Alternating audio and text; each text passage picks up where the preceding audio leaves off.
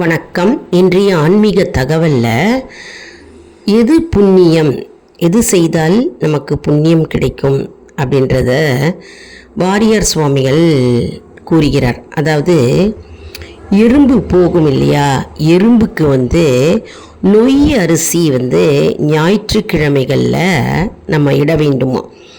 அதாவது நிறைய எறும்புகள் போகும், நமக்கே தெரியாது. நம்ம வீட்டு வாசலில் நம்ம ஞாயிற்றுக்கிழமை அரிசி நொய் அல்லது பொடியாக இருக்கிற அரிசி மாவு இருக்குது பார்த்தீங்களா, அந்த மாவில் வெல்லத்தை கலந்து நம்ம எறும்புகளுக்கு போடணும்.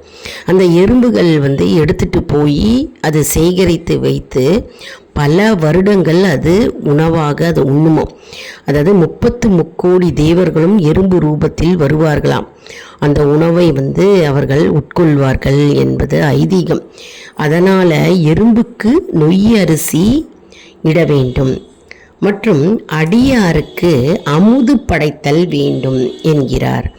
அடியாருக்குன்னா இப்போது கோவிலில் திருவாசகம் பாடல் பாடுவார்கள், தேவாரம் பாடல் பாடுவார்கள் மற்றும்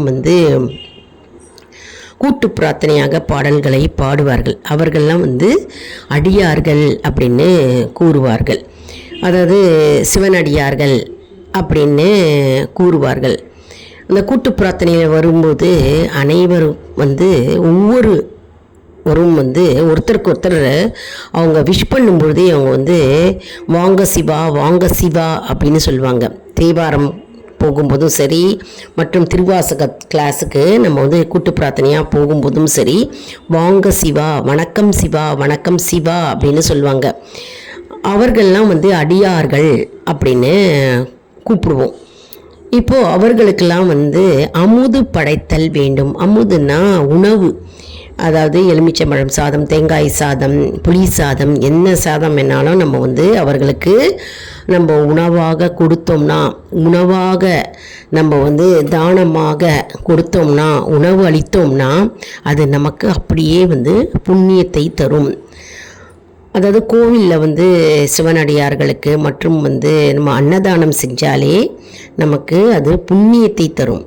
அதே போல் உயிரினங்களுக்கு, எறும்புகளுக்கு உணவளித்தல் மற்றும் அடியாருக்கு அமுது படைத்தல் இதெல்லாம் நல்ல செயல்கள் அப்படின்னு வாரியார் அவர்கள் கூறுகிறார்.